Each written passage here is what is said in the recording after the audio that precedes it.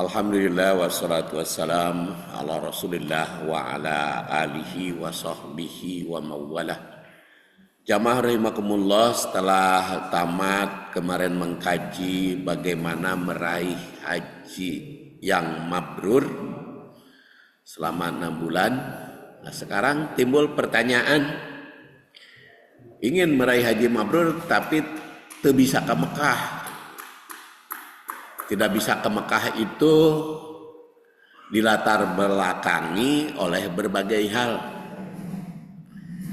Pertama, tentu saja karena aturan tidak boleh berulang kali beribadah haji. Cukup 1 kali saja ibadah haji itu seumur hidup. Kecuali mungkin kalau jadi pembimbing. Kalau pembimbing mah kaitan dengan bisnis juga gitu. Begitu pula umroh kan maksimal setahun 1 kali. Itu latar belakang. Kedua juga ketika haji itu mabrur atau tidak kan tidak ada perintah untuk diulangi. Kemudian yang ketiga kan ongkosnya cukup mahal. Syarat ibadah haji itu ada takwa, ada harta, ada kuota. Jadi kalau kita berulang kali banyak duit, berulang kali umroh dan haji kan menghambat orang lain. Sekarang kan berlomba dengan duit banyak sehingga ada tiap tahun pergi haji karena duitnya banyak. Tapi kan hak orang lain diseret itu sehingga terhalang. Sehingga jadi persoalan kan sekarang Menteri Agama jadi dipanggil DPR, tapi karena tersumping wae kaburu wae diganti DPR lain lagi gitu. Jadi itu banyak persoalan untuk beribadah haji itu. Tapi ternyata Rasulullah SAW itu memberikan solusi kepada kita bagaimana agar bisa meraih nilai ibadah haji dan umroh tapi tidak bisa ke Mekah, tidak bisa mendekati Ka'bah. Tentu saja hadis yang kita bahas itu bukan menyamakan hukum, tapi nilai. Jadi itu beda antara sama persis hukum dan isinya dengan nilainya. Seperti barang siapa yang membaca surat Al-Ikhlas 3 kali, barang membaca surat Al-Ikhlas maka sama dengan 1/3 Quran. Tapi kan bukan berarti 3 kali Al-Ikhlas jadi se-Al-Quran kan? Isinya kan tidak begitu. Barang siapa yang membaca Al-Ikhlas maka itu sama dengan membaca 1/3 Quran. Kumaha itu orang dibaca 3 kali.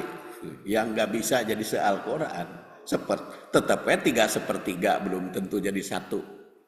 Nah ini juga sama, bukan berarti kita melaksanakan ibadah seperti apa yang diuraikan oleh Rasul itu kita mempunyai nilai apa, kita sama dengan beribadah haji, tapi nilainya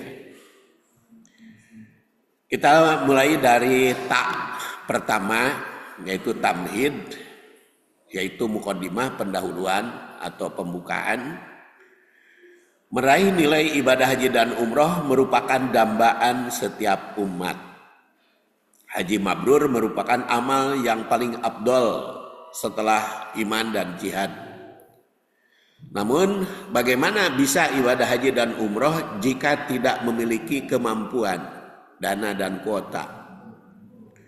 Belum lagi jika sudah ibadah haji akan kesulitan untuk mendapatkan kuota haji tersebut. Umroh juga terbatas, hanya bisa 1 kali dalam setahun. Akhirnya banyak umat hanya penuh harap dan dambaan untuk melaksanakan ibadah haji. Apalagi saat ini antrian itu cukup lama menunggu, bahkan menurut penelitian hingga harus menunggu 40 tahun. Ya, kalau Bapak daftar umur 70 berarti 110 tahun. Kalau Pak Muhathir Muhammad umurnya 99, sudah lewat itu nanti setelah usia Pak Mahathir Muhammad. Jadi jika tidak ada kemampuan baik dana maupun kuota untuk beribadah haji, maka satu jalan adalah ibadah umroh di bulan Ramadan kalau tidak bisa ibadah haji. Karena sebagaimana diriwayatkan oleh Atha bin Abi Rabbah yang meriwayatkan bahwa Ibnu Abbas yang wafat 68 Hijriah menginformasikan qala Rasulullah sallallahu alaihi wasallam limra'atin. Rasul bersabda kepada seorang perempuan minal ansor dari kaum Ansor. Sama Ibnu Abbas, sebetulnya Ibnu Abbas menyebut namanya tapi atau lupa gitu namanya, panasa itu Ismaha. Maka Rasul bertanya, ma mana aki antahujji ma'ana, apa yang menghalangi engkau, mencegah engkau untuk berhaji bersama kami. Jadi ceritanya Rasul ketemu seorang ibu yang kata atau lupa namanya, yaitu sahabat Rasul sallallahu alaihi wasallam, tapi walaupun tidak disebut namanya kan nggak apa-apa, sahabat mah, karena kulluhum udul. Maka Rasul bertanya, kenapa kamu tidak pergi haji bersama kami? Qalat, perempuan itu menjawab, lam yakun lana illa nadihani. Kami tidak punya kendaraan hewan kecuali hanya 2. Fahajja abu waladiha, dan ibadah haji bapak dengan anaknya, wabnuha dan anaknya. Ala nadihin watarokalana nadihan, pakai yang satu dan ditinggalkan yang satu.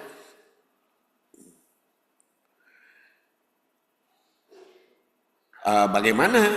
Apa saya gunakan aja itu ceritanya sehingga habis unta saya? Qala, maka Rasul bersabda, fa idza jaa Ramadan fa'tamiri. Nah, udah bulan Ramadan aja umroh. Fa inna umratan fihi, karena umroh di bulan Ramadan ta'dilu hajjatan. Itu seimbang dengan haji, senilai dengan haji. Jadi kalau kita baca redaksi hadis ini mah, umroh di bulan Ramadan bernilai haji itu kalau tidak bisa haji, kan? Ya, kalau dibaca hadisnya kan begitu. Nah, maka kalau umroh di bulan Ramadan karena tidak bisa haji, maka itu bisa meraih nilai haji. Kumaha lamun geus haji? Kalau geus haji mah Rasul juga kan tidak umroh di bulan Ramadan. Karena Rasul tidak pernah umroh di bulan Ramadan kan. Dalam sejarahnya Rasulullah SAW itu kan umroh 4 kali. 3 kali bulan Dzulqa'dah. Dan hanya 1 kali bulan Dzulhijjah bersamaan dengan ibadah haji. Jadi Rasul tidak umroh di bulan Ramadan. Karena kalau di sini dikatakan umroh di bulan Ramadan bisa bernilai haji bagi yang tidak bisa berhaji. Jadi bapak nutos haji umrohnya nggak usah bulan Ramadan, layan saja. Supaya apa? Supaya bulan Ramadan jangan terlalu mahal, Pak. Karena kan sekarang perebut bulan Ramadan teh jadi mahal. Yang biasanya 32 juta, sekarang kalau umroh bulan Ramadan kan 65 juta. Jadi bagi yang belum bisa haji aja gitu, murah-murah. Jadi tinjau dari sabab wurud, hadis umroh Ramadan itu merupakan solusi bagi yang tidak mampu melaksanakan haji. Karena ada udur syara seperti tadi seorang ibu, atuh dah lamun dipaksakan ibadah haji si ibu itu ngagunakeun binatang nggak punya apa-apa nanti untuk meras susu dan sebagainya. Jadi seorang wanita Ansor itu konsultasi kepada Rasul, ingin haji bersamanya tapi tidak bisa. Maka ditegaskan umrohlah di bulan Ramadan sebagai solusi. Namun Jabir bin Abdullah yang wafat tahun 78 meriwayatkan yang sifatnya umum. Jadi kalau tadi mah disebut asbabul wurudnya. Tapi ada juga yang umum, umratun fi Ramadan ta'dilu hajjah. Persoalannya umrah di bulan Ramadan cukup mahal biayanya sehingga sedikit sekali yang mampu. Apakah ada solusi? Maka itulah yang kita bahas. Rumusan masalah. Perlu diketahui bahwa Rasul tidak pernah melakukan umrah di bulan Ramadan. Mungkin karena beliau mampu beribadah haji. Ibadah haji dan umroh merupakan dambaan setiap umat, apalagi jika meraih mabrur, seperti yang sudah kita bahas. Atau umroh mutaqabbalah. Haji mabrur, kalau umroh mutaqabbalah. Apakah bisa setiap umat melaksanakan umroh dan haji? Bagaimana bisa melaksanakannya? Karena ketidakmampuan, karena man istata'a ilaihi sabila. Apakah ada ibadah yang bisa meraih nilai tersebut? Nah, maka tujuan kajian ini dikemukakan bagaimana redaksinya, bagaimana langkah yang harus ditempuh, kemudian pemraktekannya. Sekarang tausik hadisnya. Hadis ini diriwayatkan oleh At-Tirmidzi yang lahir 209 wafat 279. Haddatsana Abdullah bin Muawiyah al-Jumahi al-Basri, haddatsana Abdul Aziz bin Muslim, haddatsana Abu Dilal an Anas bin Malik. Qala Rasulullah sallallahu alaihi wasallam man shallal ghadata fi jama'atin summa qa'ada yadhkurullaha hatta tatu asyamsu summa shalla rak'atain kanat lahu ka ajri hajjah wa umrah. Qala Rasulullah sallallahu alaihi wasallam tamah man shallal ghadat, barang siapa yang sholat subuh seperti yang barusan kita lakukan, fi jama'atin secara berjamaah, summa qa'ada kemudian berada atau duduk berada, lalu yadhkurullah dzikir kepada Allah seperti yang sekarang kita lakukan, sedang berzikir ini. Karena dzikir itu cukup luas maknanya. Bisa mengkaji Quran, mengkaji hadis juga dzikir. Hatta tatlu asyamsu sehingga terbit matahari. Summa sholla rak'atain kemudian sholat 2 rakaat. Kanat lahu ka ajri hajjah wa umroh, maka baginya seperti pahala haji dan umroh. Jadi kalimatnya seperti pahala haji dan umroh. Jadi bukan menyebut mengganti haji dan umroh. Ini penekanan juga maknanya ya. Sini sholat man sholal godata, sholat subuh fi jama'atin dalam berjamaah. Di sini tidak disebut di masjid berjamaahnya. Atau karunya ibu-ibu muaka bagian. Lamun disebut di masjid karena ibu-ibu untuk ke masjid kan. Yang ke masjid kan bapak-bapak. Lamun gitu ibu-ibu muaka bagian. Tapi di sini tidak disebut fil masjid. Summa qa'ada yadhkurullaha hatta tatlu asyamsu, dan duduk berzikir. Zikirnya juga banyak maknanya nanti. Zikirnya sampai terbit matahari, kemudian sholat rakaatain, sholat 2 rakaat. Sholat naon itu disebut di sini. kanat lahu ka ajri hajjah wa umroh, maka dia akan meraih pahala haji dan umroh. Jadi memang Rasul itu mengajarkan kepada kita banyak ibadah yang mempunyai nilai. Jadi persoalannya apa yang dimaksud sholat jamaah goda, bagaimana tata tertibnya, bukankah tidak boleh sholat setelah sholat subuh, kemudian apa yang termasuk dzikir, kemudian bagaimana sifatnya meraih pahala umroh dan haji tanpa pergi ke Mekah itu, kemudian sholat apa yang dimaksud setelah terbit matahari, kemudian bagaimana tata tertib berjamaah, dzikir dan diakhiri sholat setelah terbit matahari itu, dan bagaimana penerapan hadis yang mempersilahkan meraih nilai haji dan umroh tanpa pergi ke Mekah itu, dan apa makna filosofi tentang bisa meraih nilai ibadah haji dan umroh tanpa pergi ke Mekah. Itu persoalannya. Hadis ini diriwayatkan oleh At-Tirmidzi Tirmidzi saja hadisnya. Diriwayatkan oleh At-Tirmidzi saja.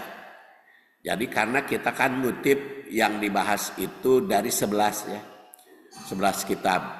Jadi dari Malik, Ad-Darimi, Ahmad, Bukhari, Muslim, Abu Daud, Tirmidzi, Nasai, Ibnu Majah, dia juga Asy-Syafi'i.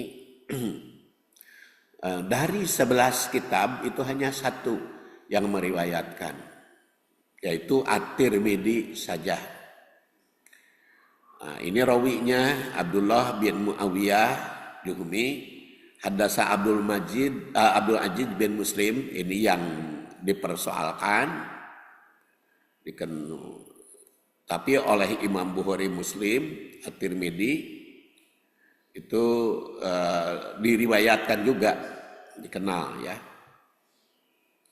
Kemudian Abu Dilal, ini tahrijnya, dan berikutnya tashih hadis, bagaimana kualitasnya setelah kita lihat tahrijnya. Pertama komentar At-Tirmidzi, qala Abu Isa itu At-Tirmidzi, hada hadisun hasanun gorib. Hadis ini hadis hasan, tapi gorib. Gorib teh tidak populer. Jadi mandiri ya. Jadi tidak populer pisan, boro-boro mutawatir kan paling tinggi nilai dari sudut kuantitas kan mutawatir. Di bawah mutawatir itu ahad. Dari ahad itu yang paling masyhur adalah hadis masyhur. Di bawah masyhur aziz. Di bawah aziz gorib. Nah gitu. Jadi kata At-Tirmidzi hasan, hadis hasan, gorib. Jadi hadis ahad, gorib. Qala, dan dia mengatakan wasa'altu Muhammad bin Ismail, tentang Muhammad bin Ismail ditanya an Abi Dolal qala wa muqarribul hadis ya Muhammad ismuhu Hilal. Tukar komentar At-Tirmidzi. Sedangkan peneliti di abad ke-20 yaitu Nasiruddin Albani mengatakan dalam silsilah muhtasarah hadis ini hadis sahih. Jadi bukan hadis hasan lagi. Setelah diteliti kembali oleh Nasiruddin Albani, hadis ini hadis sahih. Dan juga beliau cantumkan di dalam Sahih wa Dhaif Sunan Tirmidzi. Beliau tandaskan termasuk hadis hasan, tetapi di silsilah sahihah disebut hadis sahih. Bagaimana kalau kedudukannya seperti itu? Jawabannya, kalau sahih dan hasan berarti bisa dipakai. Bisa dipakai atau bisa dijadikan dasar hukum. Karena yang tidak bisa dijadikan dasar hukumnya yang dhaif. Kalau dhaif mah Sebetulnya tidak ada istilah lain aja. Sebetulnya kalau dhaif bukan hadis Rasul kan. Sekarang kita lihat tarikh hadis. Tak yang berikutnya, tak yang kelima ya. Abu Hurairah yang wafat 57 Hijriah meriwayatkan bahwa Rasul pernah ditanya tentang ayul amal afdol. Amal apa yang paling afdol, yang paling utama? Rasul bersabda, imanun billah. Jadi ketika ditanya amal apa yang paling afdol, Rasul dijawab oleh Rasul, imanun billah, iman kepada Allah. Wa rasulihi, dan iman kepada Rasulnya. Ini yang menjadi pokok. Ya, amal yang paling afdol itu iman billah wa rasulih. Jadi kalau iman billah wa rasulih, otomatis rukun iman disebutnya. Karena kata Rasul, iman teh ada 6. Jadi kalau disebut imanu billah wa rasulih, berarti iman kepada yang 6 tadi. Kenapa yang 6 tadi? Karena kata Rasul, rukun iman itu ayat 6. Sedangkan iman kepada Rasul dan perkataannya, maka iman billah wa rasulih kepada yang 6 itu iman. Kila, lalu Rasul itu ditanya, summa mada, lalu apa lagi setelah iman? Maka Rasul menjawab, al jihad fi sabilillah, jihad di jalan Allah. Kila, maka ditanya lagi Rasul, summa mada, apa lagi? Hajjun mabrur, haji mabrur. Hadis ini menekankan prioritas amal dalam Islam, dalam syariat Islam. Yaitu iman kepada Allah dan Rasulnya, kemudian jihad di jalan Allah, dan haji mabrur. Yang kalau kita telusuri makna hadis tersebut, iman itu sebagai pondasi utama. Imanu billah wa rasulih. Jadi pondasi utama iman. Nabi Muhammad SAW menyebut bahwa amal terbaik adalah iman kepada Allah dan Rasulnya. Jadi iman merupakan dasar dari segala perbuatan dan amal dalam Islam. Tanpa iman, amal lainnya tidak memiliki arti spiritual. Iman adalah bentuk keyakinan yang melandasi setiap tindakan manusia. Dalam konteks filsafat Islam, iman mempresentasikan hubungan eksistensional antara makhluk dengan Sang Pencipta. Hubungannya. Jadi iman bukan sekedar pengakuan lisan, tetapi sebuah keyakinan yang membentuk pola pikir dan perilaku dan mengarahkan manusia untuk berbuat kebaikan dan menghindari kemaksiatan. Iman. Jadi seperti pernah saya kemukakan pada waktu yang lalu, antara iman dan Islam idab taroko ijtama'a wa idajtama'a ibtaroko. Jadi kalau kita membahas iman Islam secara sendiri-sendiri, sekarang kita sedang membahas iman secara sendiri-sendiri, maka ijtama'a, iman dan Islam tengah hiji. Tapi ketika kita membahas dua-duanya, mana iman mana Islam, kelihatan bedanya. Dan yang ketiga kan ihsan. Iman, Islam, ihsan. Kalau dibahas secara keseluruhan sekaligus 3, membahas iman dan iman, Islam, ihsan, kelihatan bedanya. Ibtaroko, iman itu kepada pembetulan pikiran, tafakur pikiran, akidah, keyakinan, itu iman. Kalau Islam kepada perbuatan, raga. Kalau ihsan ke hati, kan gitu. Jadi kelihatan tuh bedanya. Jadi kalau saya istilahkan 3R, iman tuh lebih ngajarkan rasio, berpikir supaya benar. Kalau Islam itu raga, perbuatan, makanya arkanul iman mah 6 itu kan dengan pikiran. Tapi kalau arkanul Islam itu kan syahadat, sholat, zakat, saum, haji, itu kan raga itu, praktek. Beda lagi dengan ihsan. Ihsan merasa kan, ubudillah ka'annaka taroh, seakan-akan kamu melihat, dirasa. Wa ilam takun taroh fa innahu yarok. Kalau kamu tidak melihatnya, yakin, rasakan bahwa dirimu dilihat, rasa.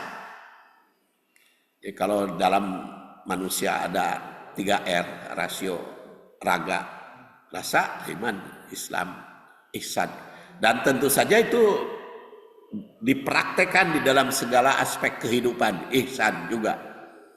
Karena di dalam Quran ada ihsan kepada orang tua, ihsan kepada tetangga, ihsan kepada saudara, ihsan kepada miskin, dan konsepnya hampir sama. Ihsan kepada orang tua, ya ka'annaka taroh, seakan-akan melihatnya. Kalau kamu tidak melihat, yakin, rasakan dia melihatmu. Orang tua itu jadi ihsan kemanapun seperti itu prinsip. Jadi iman, Islam, ihsan apabila dipisahkan ternyata menyatu, dan apabila disatukan kelihatan perbedaannya.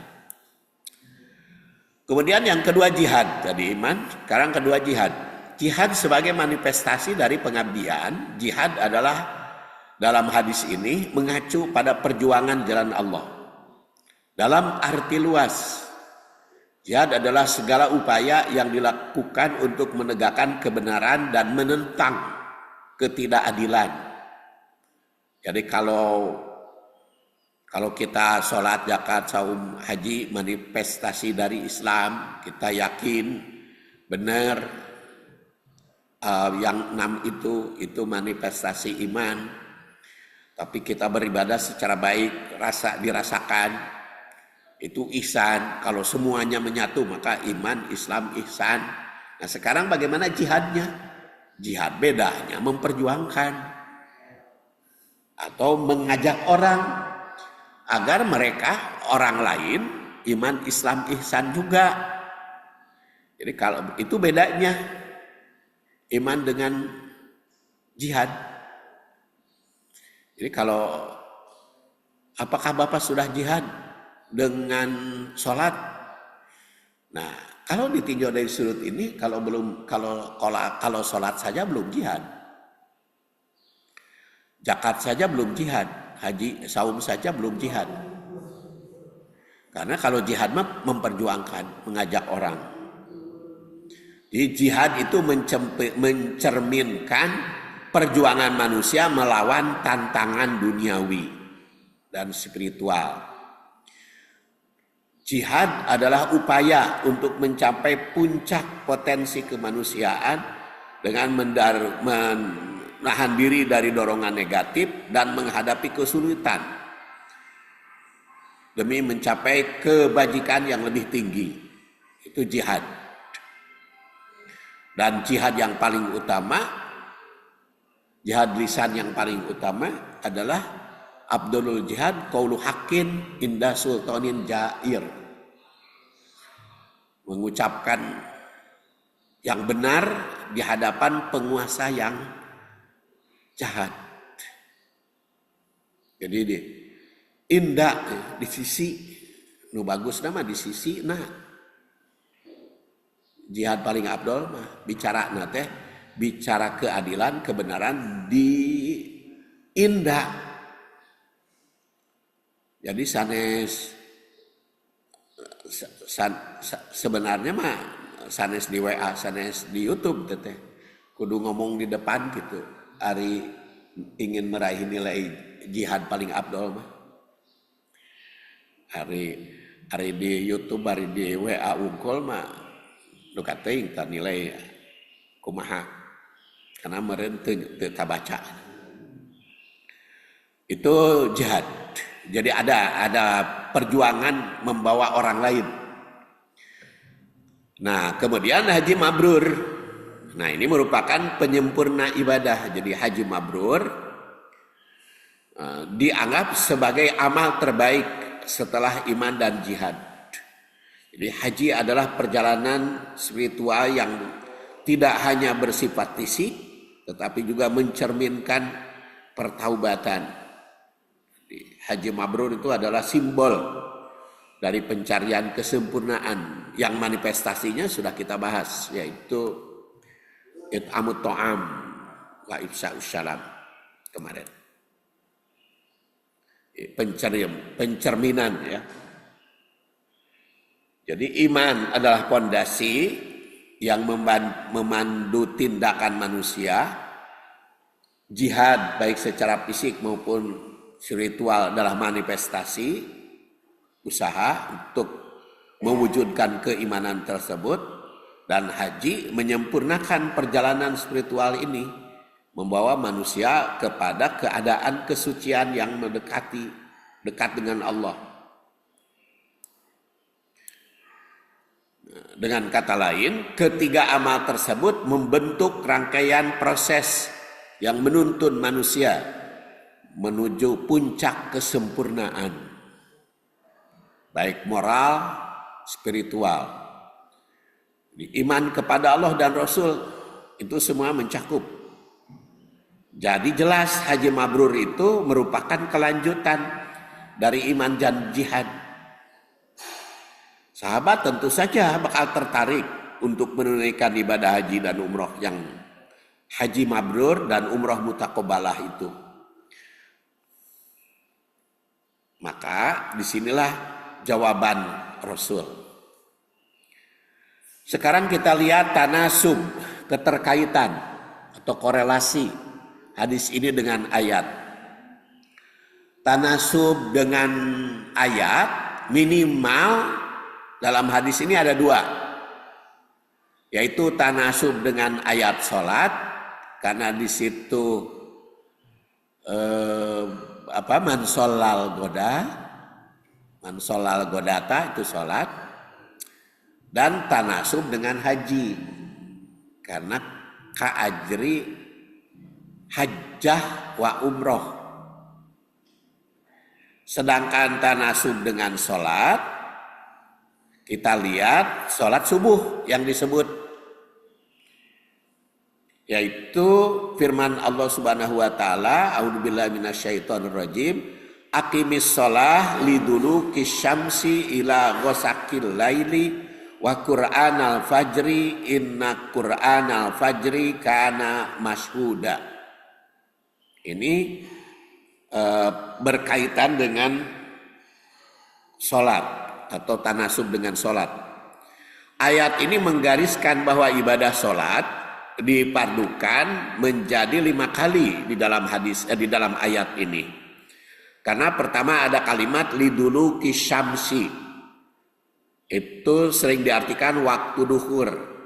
Kemudian ila ghasaqil lail, pakai ila, jadi bukan wa ya. Jadi liduluki syamsi ila ghasaqil lail, tergelincir matahari, ila ghasaqil lail, sampai malam.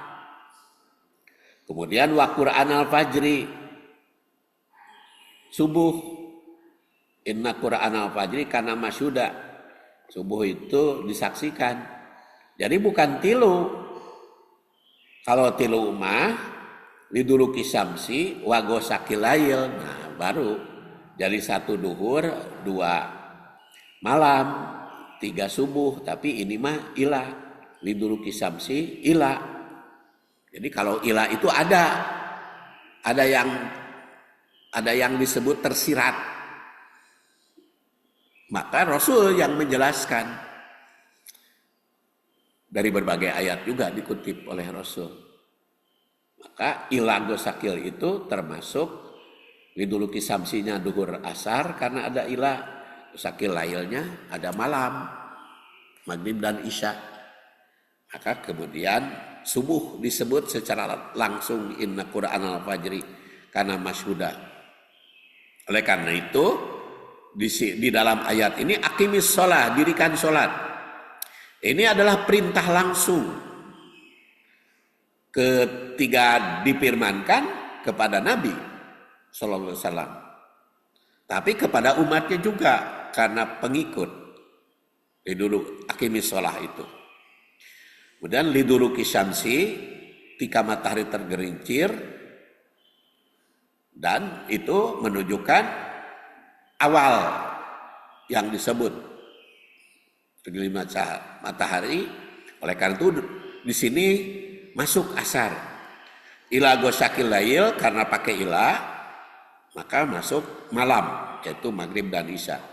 Kemudian fajar itu disebut di dalam Al-Quran, maksudnya adalah sholat subuh, karena fajar yang diistimewakan. Jadi disebut secara khusus, berarti subuh mah ada keistimewaan. Ada nilai yang lebih karena masyhuda. Walaupun disaksikannya itu banyak penafsir. Ada yang mengatakan ditafsirkan oleh malaikat malam dan siang. Waktu subuh, karena waktu subuh itu malaikat malamnya pulang ke tempat masing-masing, malaikat siang datang. Jadi itu di waktu subuh. Dan masih banyak lagi tentu saja penafsiran. Makanya mas'innal Qur'an al-fajri kana masyhuda. Kemudian tanasub, ini B sebetulnya ya. Tanasub dengan ayat haji. Berkaitan dengan ibadah haji, baik tinjauan historis maupun aspek lain. Allah berfirman, fihi ayatum bayyinatum maqamu Ibrahim. Wa man dakhalahu kana amina walillahi 'alan nasi hijjul baiti man istata'a ilaihi sabila. Wa man kafara fa innallaha ghaniyyun 'anil 'alamin. Fihi, di situ di Baitullah, ayatun, ada ayat. Maqamu Ibrahim, seperti maqam Ibrahim. Wa man dakhalahu kana amina, barang siapa yang masuk ke Baitullah itu akan aman. Walillahi 'alan nas, dan karena Allah diwajibkan bagi manusia, karena ada Allah ya. Hijul bait, beribadah haji ke Baitullah, man istata'a, di sini barang siapa yang mampu, memiliki kemampuan. Jadi ini ilaihi sabila, jalan. Jadi ada kemampuan fisik, jasmani, rohani, ekonomi. Wa man kafara, barang siapa yang kufur, fa innallaha, sesungguhnya Allah ghaniyun 'anil 'alamin, maka ya atas alam semesta. Dalam ayat ini tergantung beberapa hal. Pertama di situ fihi ayatum bayyinat. Ini berkaitan dengan Ka'bah karena ayat sebelumnya berbicara tentang Baitullah sebagai tempat yang memiliki tanda-tanda yang jelas. Ka'bah bukan hanya bangunan fisik, tetapi juga simbol spiritual dan tauhid, monoteisme. Maqam Ibrahim merujuk pada posisi atau tempat Ibrahim yang dihormati, menandaskan pentingnya sejarah. Jadi harus mengkaji dan mempelajari sejarah, karena disebut di situ pentingnya sejarah. Kemudian yang kedua, pentingnya identitas spiritual, karena ayatun bayinat. Ini menunjukkan Ka'bah bukan hanya bangunan fisik, tapi juga simbol identitas spiritual. Mencerminkan petunjuk yang jelas tentang pentingnya Ka'bah dalam konteks sejarah dan teologi Islam, termasuk warisan Nabi Ibrahim.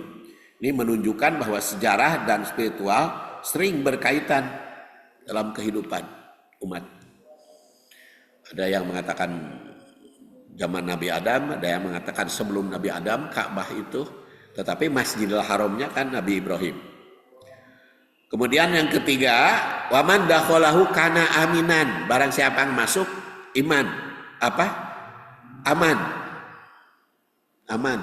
Jadi artinya kalau masuk ke Baitullah merasa aman dan harus menjaga keamanan. Waman dakhalahu. Kemudian yang keempat, setiap muslim bertanggung jawab untuk mengamankan diri. Dan ternyata di Baitullah atau di Mekah itu mengamankan dirinya bukan hanya dari sudut ancaman fisik, tapi juga keamanan hati, keamanan rasa. Kenapa keamanan rasa? Di sini dikatakan barang siapa beribadah haji fala rafasa wala fusuqa wala jidala fil hajj. Jangan ropas. Ropas itu kata-kata yang menjurus kepada porno. Itu kan kalau bicara porno kan menimbulkan ketidaktentraman hati. Kemudian wala fusuk, pelanggaran, tindakan kita melanggar kan mengganggu. Sok sedang tawaf batur diserenkeun itu kan terganggu. Makanya wala fusuk wala jidal, bantah-bantahan, berdebat sedang di Masjidil Haram sedang tawaf. Itu kan mengganggu. Jadi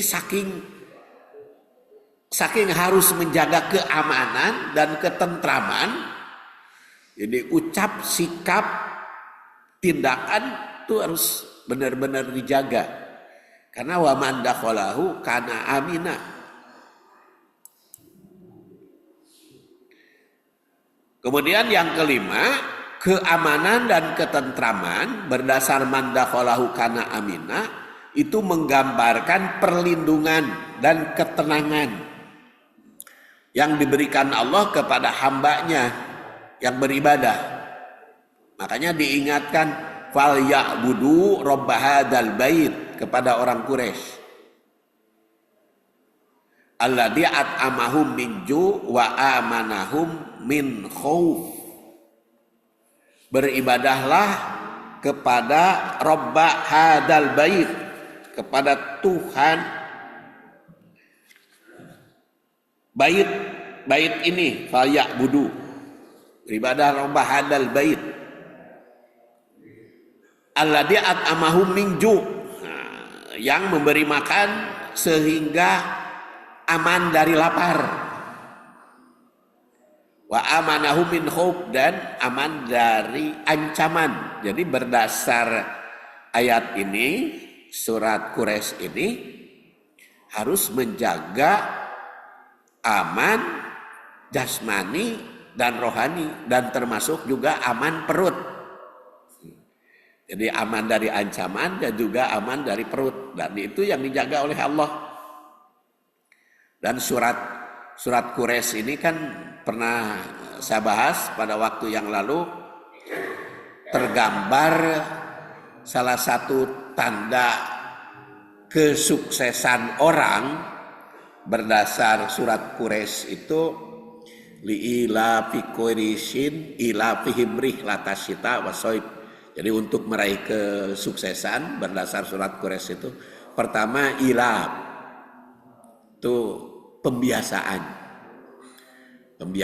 di dalam kehidupan. Di Quraisy, gambaran orang Quraisy. Ketiga itu rihlah, ya pergi ke manapun, pandai mengenal situasi dan kondisi. Rihlah, bepergian. Jadi harus bergerak terus, tidak boleh berdiam. Rihlah asyita wasoib. Nah, bagaimana musim dingin, musim panas. Itu Tapi jangan lupa fal ya'budu, beribadah karena robbah hadal bait. Kemudian menjaga keamanan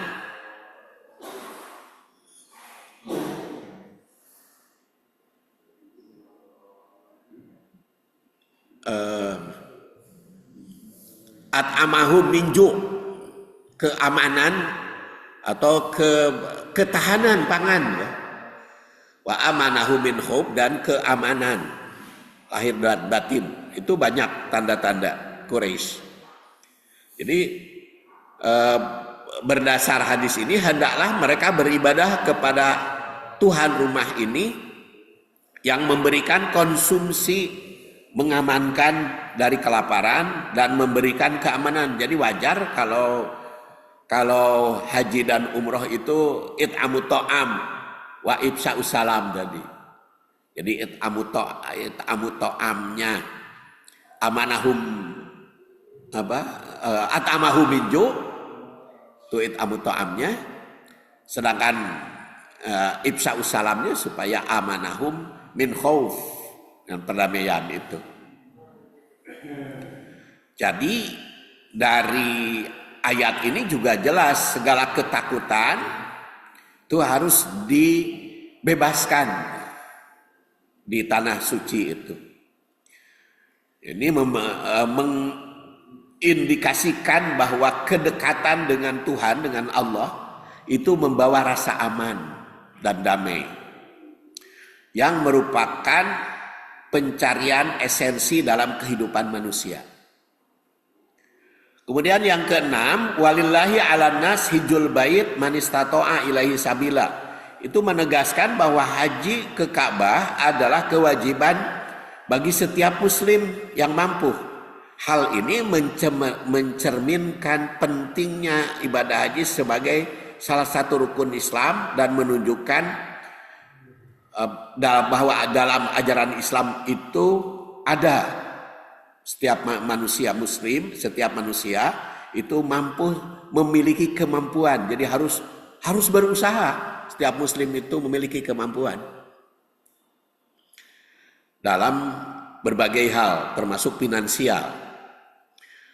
Ketujuh, kewajiban dan tanggung jawab. Di sini ala, walillahi 'alan nas.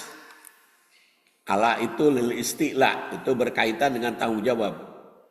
Alan, makanya lillah, karena Allah, ini adalah latar belakangnya, tujuannya, alan nas, tanggung jawab manusia, hijjul baiti, beribadah haji. Ini menekankan bahwa ibadah haji adalah kewajiban bagi setiap muslim yang mampu. Ini mencerminkan tanggung jawab moral. Jadi hidup itu sesuai dengan ajaran yang dipegang Islam. Nah, ini juga dapat dilihat sebagai panggilan untuk menjalani kehidupan yang begitu penuh tanggung jawab. Kedelapan, man istata'a ilaihi sabila, bagi yang mampu. Itu mengandung arti tidak semua orang yang mampu secara fisik. Jadi pertama, man istata'a ilaihi sabila itu menggambarkan tidak semua memiliki kemampuan, tapi mengandung perintah agar setiap muslim memiliki kemampuan. Tapi kalau tidak memiliki kemampuan, maka ada ampunan. Usaha nama harus meraih kemampuan agar mampu. Tapi kalau tidak mampu, ada ampunan.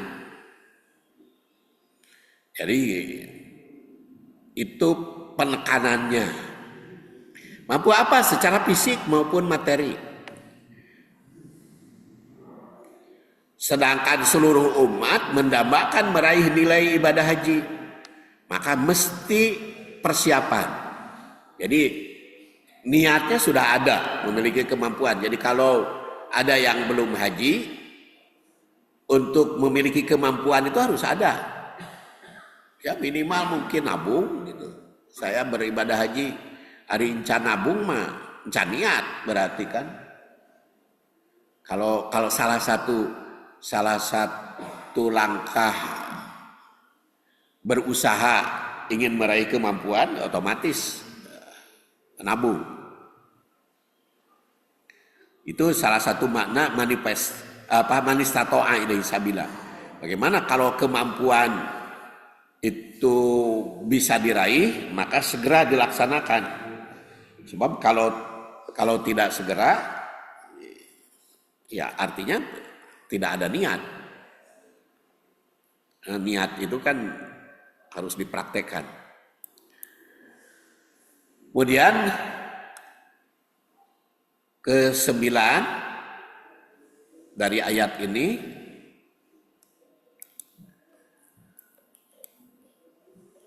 kebebasan pilihan. Karena di sini dikatakan waman kafaro fa innallaha ghaniyun 'anil alamin. Silakan dipilih, mau nolak atau mau nerima. Kalau menolak berarti kufur. Dan kalau kufur, tidak mau mempersiapkan diri untuk ibadah haji karena tidak ada usaha, bagi Allah tidak masalah. Makanya jawabannya paman kafaro fa innallah ghaniyun 'anil alamin. Allah kan maha kaya, tidak masalah kalau nggak mau mah. Tapi kalau mau, maka tadi harus istitoah. Tapi kalau tidak mau, ya nggak masalah bagi Allah mah. Karena ibadah haji bukan untuk Allah, tapi untuk manusia. Kemudian konsekuensi menolak kewajiban, waman kafaro jadi kufur. Itu menunjukkan bahwa mereka yang ingkar terhadap kewajiban ini tidak akan mempengaruhi Allah karena maha kaya. Ini menunjukkan ketidaktergantungan Allah kepada hambanya. Jadi ayat ini mencerminkan keagamaan baik spiritual maupun yang lainnya tergambar. Nah, ini keterkaitan hadis dengan ayat tersebut.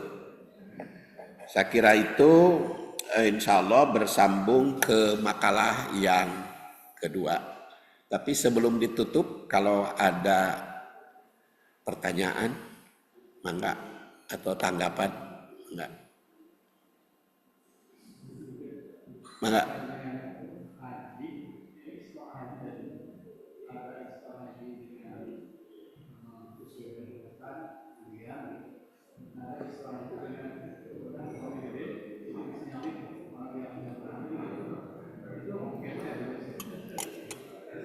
Nyalip orang, ya istitoah itu kan kemampuan manistatoa ilahi sabila, ya. Manistatoa ilahi sabila, barang siapa yang memiliki kemampuan pergi ke sana. Bagaimana kemampuannya itu banyak duit, tapi curang menyalip, curang menyalip, jadi menyeretkan orang. Nah itu tentu caranya. Saya yakin itu kaitan dengan cara. Karena kan cara yang untuk mencapai kebaikan kan harus dengan cara yang baik. Jadi untuk meraih kebaikan harus caranya yang baik. Sekarang itu kan ada istilah, ya kecuali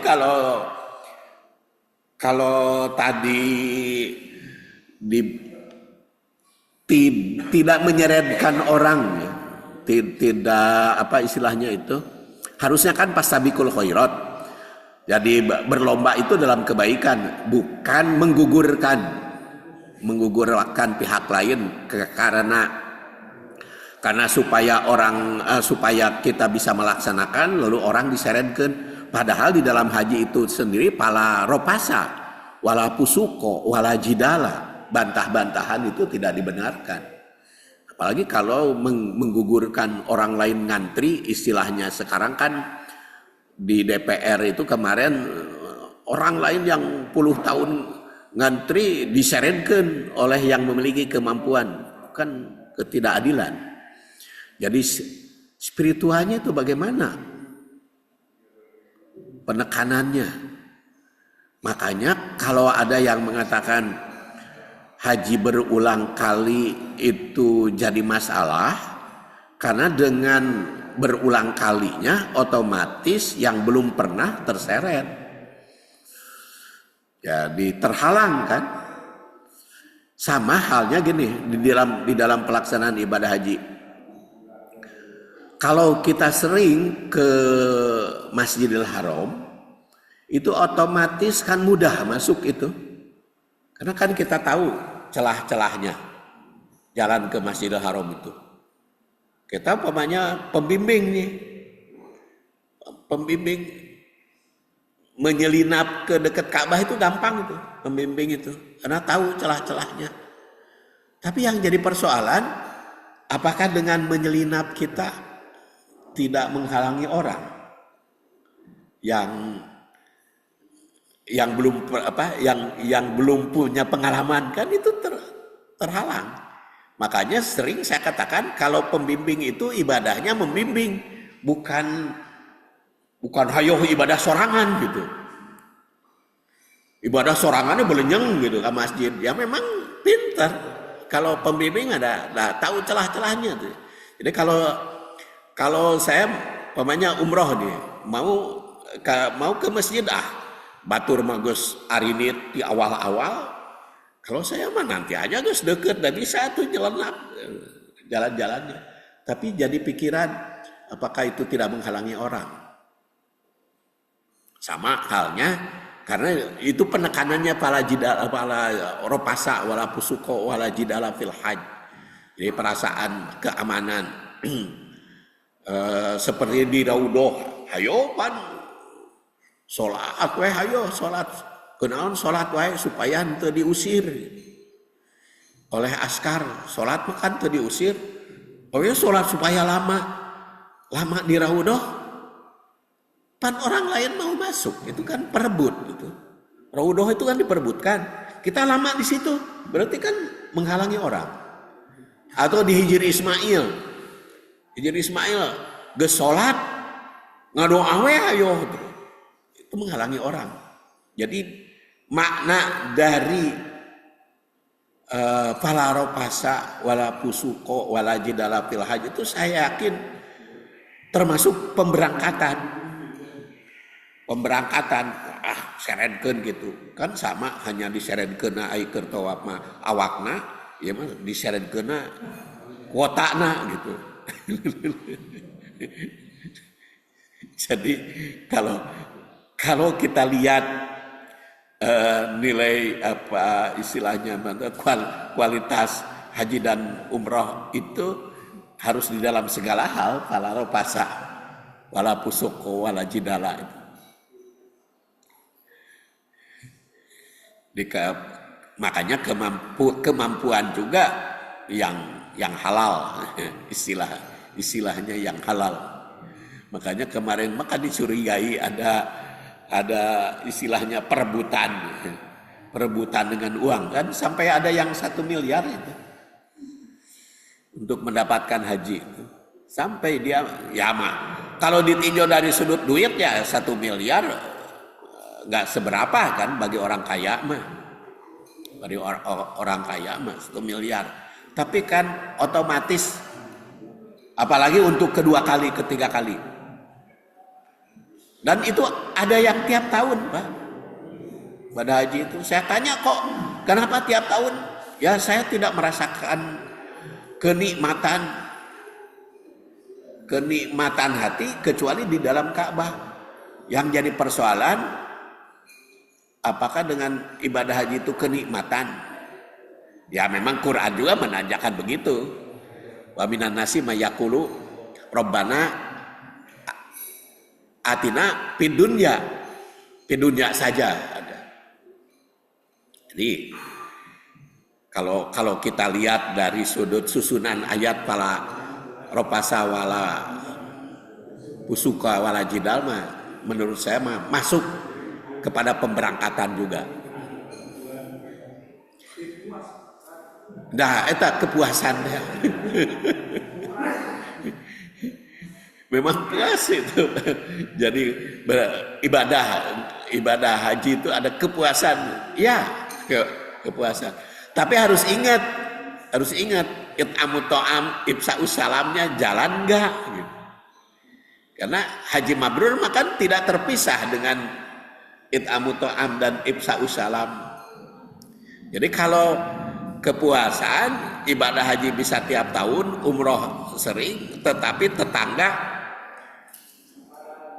masih kelaparan, tetangga masih ada yang dan sekarang itu masih banyak yang atau termasuk juga bukan hanya pribadi fisiknya tetangga, termasuk juga fasilitas kan, fasilitas seperti pernah saya kritik karena di salah satu komplek itu umrohnya di pengajian itu umrohnya itu tiap tahun berangkat, tapi eta jalan di depan rumahnya rusak. Saya katakan ibu-ibu teh umroh teh tiap tahun, tapi eta di jalan teu mampu jalan hareupeun imah. Saya bilang teu mampu diperbaiki. Maknya ari umroh dijalankan tiap tahun, ari jalan hareupeun imah teu kabendang. Nah itu, padahal kan min sa'adatil mar'i, kebahagiaan tadi, kepuasan tadi, itu kan diantara tanda kepuasan itu kan al-markabul hani, lalu lintasnya kan baik, normal, al-jarul was, al-maskanul wasi, rumahnya luasa jadi fasilitas, kemudian juga al-jarus sholih dengan tetangga yang baik.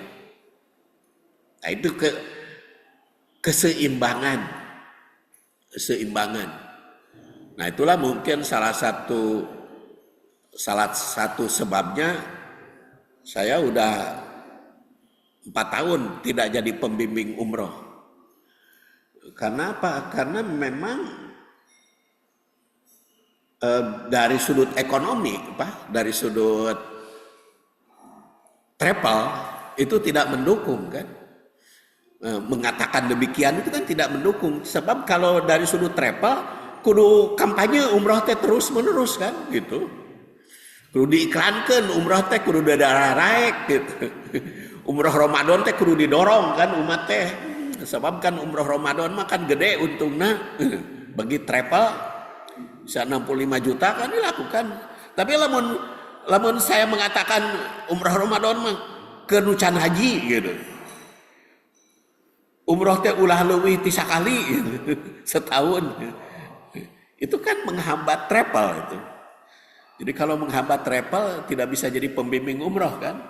Karena kalau pembimbing umroh mah kudu iklan kan. Kudu iklan, kudu ngajak-ngajak gitu. Bagaimanapun. Nah ini karena memang kalau kita baca hadis mah it'amu ta'am wa ibsa'us salam tuh nggak bisa terpisah dengan haji dan umroh. Jadi memberi makan orang dan menyebarluaskan perdamaian itu tidak boleh terpisah. Jadi semakin banyak jamaah haji dan umroh semakin baik kan. Semakin damai, semakin tentram gitu. Amanahum min ju' dalam surat Quraisy. Wa amanahum min khauf. Makanya tadi kecuali bagi yang pertama kali mah memang harus meraih kemampuan, tapi tidak boleh senggol sana senggol sini. Kenapa? Karena wala ropasa wala pusuko wala jidala fil haji. Ini utamanya yang saya soroti bagi yang sudah beribadah haji. Karena bagi yang sudah ibadah haji mah jangan maksakan. Toh Rasul juga hanya 1 kali. Itu panginten masih kena ayat. Cekap. Ya karena waktu Isra sudah tiba dan insyaallah hadis ini akan berlanjut pada makalah bagian yang kedua. Kita tutup dengan subhanakallahumma wa bihamdik asyhadu an la ilaha illa anta astaghfiruka wa atubu ilaik. Assalamualaikum warahmatullahi wabarakatuh.